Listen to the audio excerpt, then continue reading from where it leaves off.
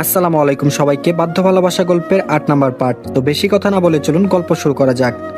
ইজানের পাশের সিটে যে ডক্টর বসেছে সে ডক্টর তার ওয়াইফকে ইজান আর পদ্মকে দেখিয়ে বলল, দেখো ইজান সাহেব কি রোমান্টিক। তার বউ জানলার পাশে ঘুমিয়েছে বলে তার বউয়ের মাথা কাঁধে রেখেছে, আর তুমি হলে আমি যদি ইচ্ছে করেও মাথাটা রাখতাম তোমার কাঁধে তুমি সরিয়ে দিতে। ওনার কাছ থেকে কিছু শেখা উচিত তোমার। সে ডক্টর শুধু হজম করলো কথাটা।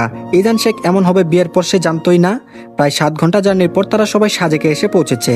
এর মাঝে আবার এক রেস্তোরাঁয় সবাই নাস্তা করে নিল। সব কাপলদের জন্য একটা রুম, আর যারা সিঙ্গেল তাদের 3 জনের জন্য এক একটা রুম। ইজান এত দূর জার্নি করে টায়ার্ড, সে বেডে শুয়ে আছে আর মনিরা শেখের সাথে কথা বলছে। পদ্ম বেলকুনিতে দাঁড়িয়ে আছে, তার এই পরিবেশটা খুব ভালো লাগছে। মুগ্ধ নয়নে চারপাশ দেখছে পদ্ম।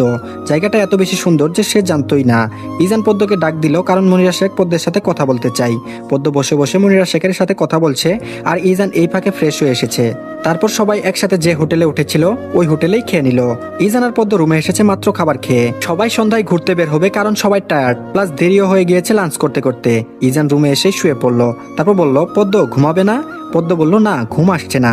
ইজান পদ্মকে ধমক দিল কারণ এখন ঘুমাতেই হবে তাকে, কিন্তু পদ্ম রাজি হলো না। তাই পদ্মকে ইশারা করলো তার কাছে যাওয়ার জন্য। পদ্ম গেল না। ইজানের মেজাজ গরম হয়ে গিয়েছে। সে উঠে পদ্মের কাছে গেল। ইজান বলল, এতক্ষণ ডেকেছি গায়ে লাগেনি? মানুষ মনে হয় না আমাকে? ইজান পদ্মের হাত ধরে নিয়ে যাচ্ছিল, তাও পদ্ম যাবে না বলছে। সোজা হয়ে দাঁড়িয়ে রইল। তারপর বলল, বেশি অভদ্র হয়ে যাচ্ছ দিন দিন। তাও পদ্ম এক পাও নড়ল না। ইজান আরো বেশি চটে গিয়েছে। পদ্মকে কুলে করে নিয়ে বেডে শুয়ে দিল। পদ্ম আবারও উঠতে নিলে ইজান পদ্মকে শক্ত করে জড়িয়ে ধরে শুয়ে পড়ল। ব্যাস, পদ্ম আর ছুটতে পারল না। বাধ্য হয়ে সে ঘুমিয়ে গেল। সন্ধ্যা 6:50। ইজানের ঘুম ভাঙলো কলের আওয়াজে। ইজান কলটা সাইলেন্ট করে দিল কারণ তার পাশে মহারানী আরামসে ঘুমাচ্ছে। প্রথমেই ঘুমাবে না বলেছিল, এখন সে নিজেই বেঘরে ঘুমাচ্ছে। এই পদ্মকে ঘুমালে কি আদরে বাচ্চা লাগে। আবার ইজানের টি শার্ট আঁকড়ে ধরে ছুঁয়েছে। এটা দেখে ইজানের খুব শান্তি লাগলো। টুপ করে পদ্মের গালে একটা চুমু বসিয়ে দিল। তারপর পাশ থেকে চশমাটা পরে ফ্রেশ হয়ে এলো। পদ্মকে উঠালো। পদ্ম উঠে তাড়াতাড়ি ফ্রেশ হয়ে এসে আয়নার সামনে রেডি হতে বসলো। পদ্ম তার সে জাতীয় সাজটাই সাজলো। নিজেকে নিজেই আয়নায় দেখে সে লজ্জা পেল। ইজান এতক্ষণ ধরে পদ্মের কাহিনী দেখছিল, তবে লাস্টের সিনটা দেখে না হেসে পারলো না। নিজে নিজে সেজে এখন আবার নিজে নিজেই হাসছে। আয়নায় ইজানকে দেখা যাচ্ছে। পদ্ম ভ্রুকুচকে তাকিয়ে আছে ইজানের দিকে। এই লোক এমন করে হাসছে কেন? পদ্ম বলল, হাসছেন কেন আপনি? ইজান উঠে তার টি শার্টটা টেনে নিল। তারপর পদ্মর পিছনে দাঁড়িয়ে বলল, এই যে সেজে আবার লজ্জা পাচ্ছ তাই দেখে আমার হাসি পাচ্ছে। পদ্মের মনটা খারাপ হয়ে গেল।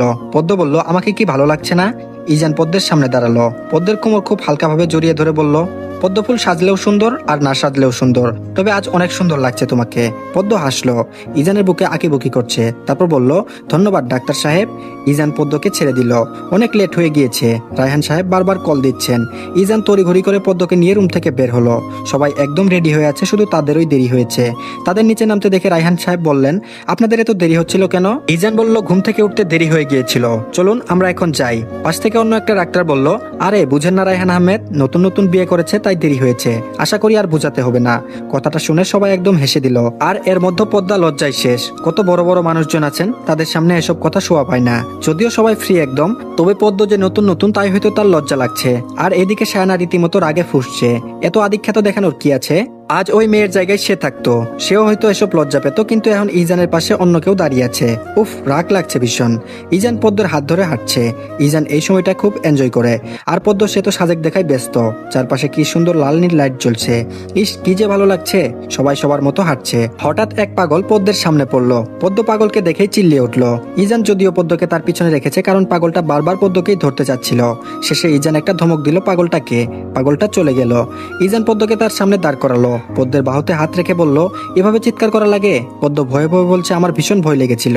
ইজানের রাগ হলো। তারপর বলল, তুমি কোন জিনিসে ভয় পাও না বলো তো? ইজানের কথায় পদ্মের চোখ দিয়ে পানি পড়ে গেল।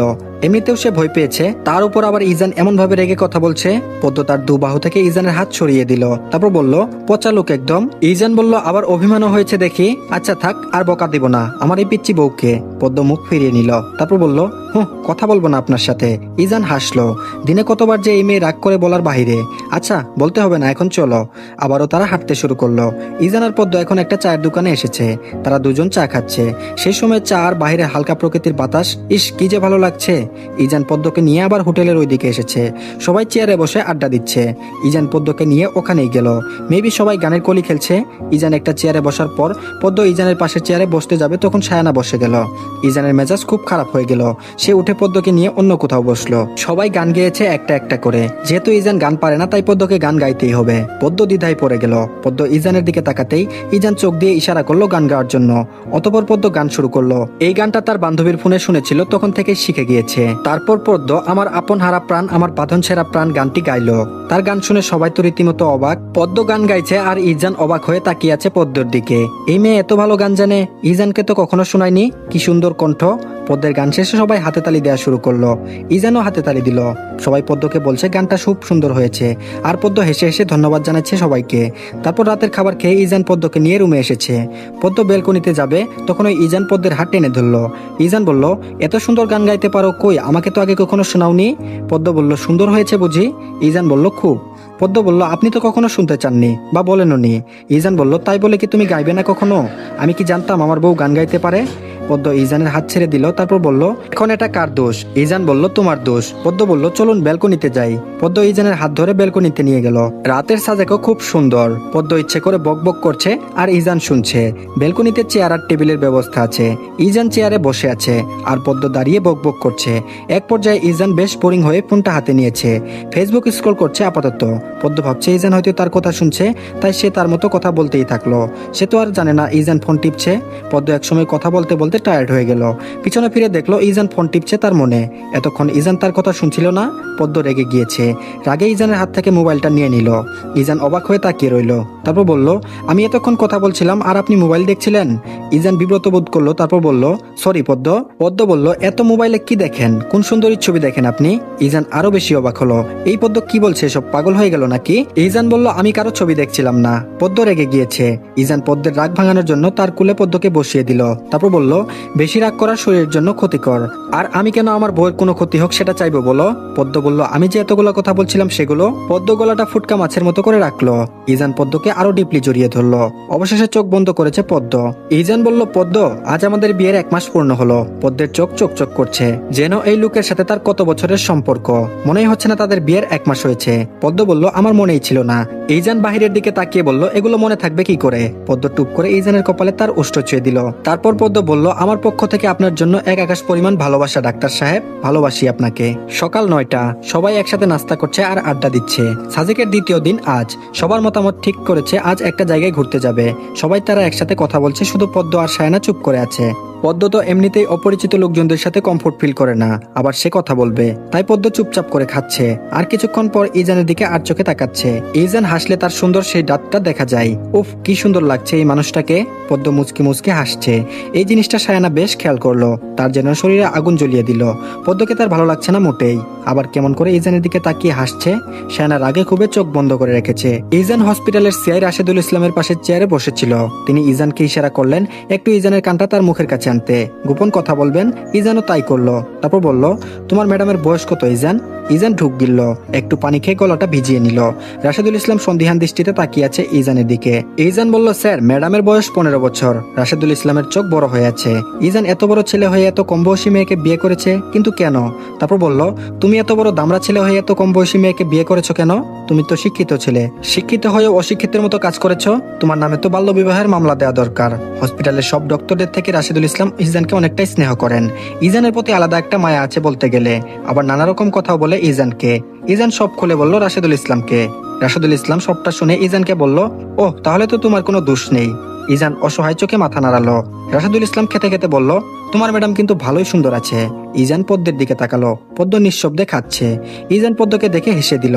সব ডক্টরের ওয়াইফেরা ঠিক করলো তারা একটু সাজবে, কারণ এত সুন্দর একটা জায়গায় ঘুরতে যাবে, একটু না সাজলে নাকি ভালো দেখাবে না। তাই সবাই আবার হোটেলে আসলো। পদ্ম কালো রঙের সুতের মতো একটা কুর্তি পরেছে, যেগুলো ইজান সাজেকে আসার আগে কিনে দিয়েছিল পদ্মকে। পদ্মর চুল বাঁধতে ইজান বলল আজ যেন চুলগুলো খোলা রাখে, তাই আর চুল বাঁধলো না। তবে মাথাটা মাঝ বরাবর সিথি করে কয়েকটা ক্লিপের সাহায্যে দুপাশে সামনের চুলগুলো বেঁধে নিল। সামনের দিকে কয়েকটা চুল বের করেছে আর পিছন দিয়ে চুল খোলা, মুখে পাউডার মেখে চোখে কাজল দিল হালকা করে, আর সামান্য লিপস্টিক দিল। পদ্মের কাজ শেষ। ইজান ও পদ্মের সাথে ম্যাচ করে আজ কালো শার্ট পরেছে। দুজনেই রেডি, এবার বেরোবে তারা। সবাই ঠিক করলো কলঙ্ক পাড়া যাবে, সেখানে পাহাড়ে উঠবে। সবাই রওনা হলো কলঙ্ক পাড়ার উদ্দেশ্যে। পদ্ম তো স্তম্ভিত প্রাকৃতিক সৌন্দর্যের উপর, সে নিজের হাঁটার দিকে না খেয়াল করে চারপাশ দেখতে ব্যস্ত। ইজান অনেকবার ডাক দিয়েছে পদ্মকে ঠিকমতো হাঁটতে। পদ্ম ক্লান্ত কলঙ্ক পাড়া হাঁটতে হাঁটতে হঠাৎ সে দাঁড়িয়ে গেল। যেহেতু ইজানের হাত ধরে হাঁটছিল পদ্ম, সে তো ইজানও খুব ভালো করে বুঝলো পদ্ম দাঁড়িয়ে আছে। ইজান পদ্মের দিকে ভ্রুকুচকে তাকিয়ে বলল, দাঁড়ালে কেন? পদ্ম হাঁপাচ্ছে আর বলছে, আমি আর পারছি না হাঁটতে। তারপর বলল, পদ্ম কুলে নিব তোমাকে? পদ্ম চোখ বড় করে ইজানের দিকে তাকিয়ে আছে। তারপর বলল, না দরকার নেই, একটু জিরিয়ে নেই, তারপর আবার হাঁটতে পারবো। ইজান দাঁড়ালো কিছুক্ষণ পদ্মের জন্য, তারপর 5 মিনিট জিরিয়ে আবার হাঁটা শুরু করলো। তারা হাঁটতে হাঁটতে আবার হাজাছাড়া ঝর্ণায় চলে এলো। সবার মন চাচ্ছিল গোসল করার জন্য, কিন্তু কেউ এটা পরিকল্পনা করে আসেনি, তাই পারলো না গোসল করতে। সেই 10টার দিকে বের হয়েছে সবাই। বিকেল 3টায় হোটেলে আসলো। মাঝে একটা ছোট্টখাটো রেস্টুরেন্টে দুপুরের খাবার খেয়ে নিল। ইজান রুমে এসে বেডে চিত হয়ে শুয়ে গেল। পদ্ম আয়নার সামনে গিয়ে মাথায় ক্লিপগুলো খুলছে। তারপর বলল, আজ কিন্তু আমাকে জোর করবেন না ঘুমানোর জন্য। ইজান বিরক্ত হলো। তারপর বলল, কাল তো বলেছিলে ঘুমাবে না, পরে কে নাক ডেকে ঘুমিয়েছে? পদ্ম বলল, আমি নাক ডাকি না, বাজে বকবেন না কিন্তু। ইজান বলল, তোমার ইচ্ছে, তুমি ঘুমালে ঘুমাও, আর না ঘুমালে নাই। আমি ঘুমাচ্ছি, তবে রুমের বাইরে যাবে না কিন্তু। পদ্ম মাথা নেড়ে বলল, আচ্ছা।